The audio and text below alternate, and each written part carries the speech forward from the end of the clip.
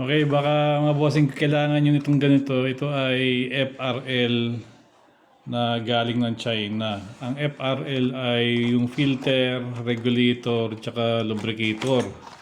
Actually, ito ay filter regulator lang. So, mayroon tayong filter, tapos yung pinaka-regulator mechanism.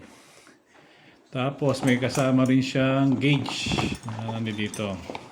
Usually ginagamit ito mga to kapag meron kayong compressor para linisin yung hangin na galing sa compressor papunta doon sa paggagamitan nyo. Pwedeng sa mga pneumatic tools o kaya sa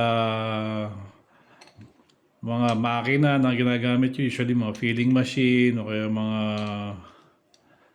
dito. Basta nangangailangan ng hangin. So kung kailangan nyo ito, nagbebenta yung Sonos Automation nito, mura lang.